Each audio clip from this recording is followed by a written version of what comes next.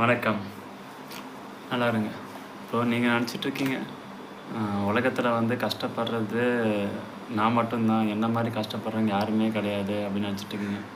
உங்கள் கண்ணுக்கு வந்து பார்த்தீங்கன்னாக்கா மற்றவங்களும் நல்லா இருக்காங்க, நம்ம மட்டும்தான் கஷ்டப்பட்டுருக்கோம்னு நீங்கள் நினச்சிட்ருப்பீங்க. கொஞ்சம் யோசனை பண்ணி பாருங்கள். மற்றவங்களோட கஷ்டம் வந்து கஷ்டமே இல்லை, நம்ம கஷ்டம் தான் பெருசு அப்படின்னு. அப்படி கஷ்டத்தை மாற்றிக்கணும்னு நினச்சிங்கன்னா, யார் கஷ்டப்படலன்னு நினைக்கிறீங்களோ அவங்க கஷ்டத்தை உங்களுக்கும், உங்கள் கஷ்டத்தை அவங்களுக்கும் கொடுக்கலான்னு மாற்றிக்கலான்னு நினச்சி பாருங்கள். அப்படி அவங்க கஷ்டம் உங்களுக்கு வந்துச்சுன்னா அதை உங்களால் சமாளிக்க முடியுமா? கண்டிப்பாக முடியாது. அவங்க கஷ்டத்தை அவங்களால மட்டும்தான் சமாளிக்க முடியும். ஏன்னாக்கா உங்கள் கஷ்டத்தை பற்றியாச்சும் நல்லது கெட்டது என்னென்ன சூழல் எப்படி வந்திருக்கு, என்னென்ன காரணம் எப்படி இருக்குன்னு சொல்லிட்டு ஓரளவுக்கு ஒரு புரிதல் இருக்கும். மற்றவங்க கஷ்டத்தை நீங்கள் எடுத்துக்கிட்டீங்க அப்படின்னாக்கா அதில் உங்களுக்கு ஒன்றுமே தெரியாது. நீங்கள் ஜீரோ. அதை நீங்கள் எப்படி கையாளுறது கூட தெரியாது, எப்படி யோசிக்கணும் கூட தெரியாது. அதனால் வந்து அவங்களால கொடுக்கப்பட்ட கஷ்டம் அவங்களால சமாளிக்க முடிஞ்ச கஷ்டம் மட்டும்தான்றதை புரிஞ்சுக்கோங்க. இப்போது நம்ம ஏற்கனவே பேசியிருந்தோம், விளக்கு வச்ச பிறகு என்னெல்லாம் பண்ணக்கூடாது அப்படின்றத பற்றி. அது ஒரு கண்டினியூஷன் தான். ஏற்கனவே நான் 2 வீடியோ போட்டிருக்கேன், வேணும்னா போய் பாருங்கள். இப்போ அதோட கண்டினியூஷன் தான். என்னென்னா, விளக்கு வச்ச பிறகு சண்டை போடக்கூடாதுன்னு சொல்லுவாங்க வீட்டில். பொதுவாக வந்து விளக்கு வச்ச பிறகு சண்டை போடாது அப்படின்னா என்ன காரணம்?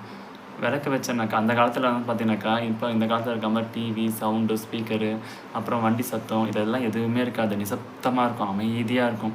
அந்த சமயத்தில் வந்து பார்த்தீங்கன்னா எல்லோரும் வீட்டில் வந்து அடங்குற நேரம், அப்பாடா வேலைலாம் முடிச்சுட்டு வீட்டில் வந்து தூங்குற நேரம், இல்லை ஓய்வு எடுக்கிற நேரம், அந்த மாதிரி தான் இருப்பாங்க. அந்த சமயத்தில் நம்ம வீட்டில் சண்டை போட வச்சுக்கோங்களேன், சின்ன சத்தம் கூட வந்து பெரும் சத்தமாக கேட்கும். பக்கத்து வீட்டில் இருக்கனால அது நிம்மதியாக வந்து ஹேண்டில் பண்ணவே முடியாது, புரிஞ்சிக்கவே முடியாது. அவங்க என்ன பண்ணுவாங்க, ஐயோ அவங்க வீட்டில் சண்டை போட்டிருக்காங்கன்னு சொல்லிட்டு ஒன்று நம்ம வீட்டுக்கு வந்துடுவாங்க. ஏன்னா அந்த காலத்தில் வந்து அவன் சண்டை போட நமக்கு என்ன வந்துச்சு, இவன் சண்டை போட நமக்கு என்ன வந்துச்சுன்னு சொல்லிட்டு அவங்க பாடம் இருக்க முடியாது. அவங்க நம்ம வீட்டுக்கு வருவாங்க, என்ன பாச்சு ஏது பாச்சுன்னு கேள்வி கேட்பாங்க. அந்த நேரத்தில் வந்து அவங்க நம்ம வீட்டுக்கு வர நேரத்தில் நடுவில் வந்து பூச்சோ பாம்பு தேளோ ஏதோ ஒன்று கடிச்சு அவங்களுக்கு ஆபத்து வரும். நம்ம சண்டை போடுறதுனால அவங்களுக்கு ஆபத்து வரும். ஆனால் நாம் சண்டை போடாமல் இருந்தோம்னாக்கா அந்த ஆபத்து பக்கத்து வீட்டுக்கெல்லாம் தவிர்க்கலாம். நாம் ஆல்ரெடி கஷ்டத்தில் இருக்கின்றது வேறு விஷயம். அது மட்டும் இல்லாமல் நம்மளோட சத்தம் வந்து பெரும் சத்தமாக கேட்டோம். இது வந்து ஒரு பெரிய நாய்ஸ் பொல்யூஷன் தானே. அவங்களே ஏற்கனவே கஷ்டப்பட்டு வராங்க, அது ஒரு விஷயம் இருக்குல்ல. அடுத்தது மாலை நேரத்தில் வந்து குப்பையெல்லாம் வெளிப்படுது. அது நான் ஏற்கனவே தெரியும், உங்களுக்கு சொல்லியிருக்கேன், இருந்தாலும் திருப்பி சொல்கிறேன். மாலை நேரத்தில் வந்து குப்பை வெளியே போடணுனாக்கா இதுவும் அதே மாதிரி ஆபத்தான விஷயந்தான். குப்பையை வந்து நம்ம வீட்டில் இப்போ பக்கத்தில் வெளியில் டஸ்ட்பினில் போடுறோம் அப்படி கிடையாது, வெளியில் போகணும் குப்பை தோரில் போடணும் அப்படி கிடையாது. அப்போல்லாம் வந்து குப்பை போடுறதுன்னு ஒரு இடம் இருக்கும், மேலே பின்னாடி போய்ட்டு ரொம்ப தூரத்தில் போய் கொட்டிட்டு வருவாங்க.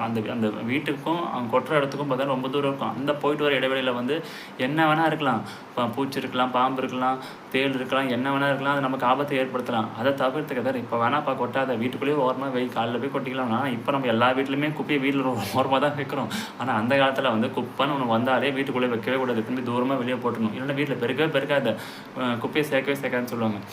மேலும் தொடர்ந்து பேசலாம்.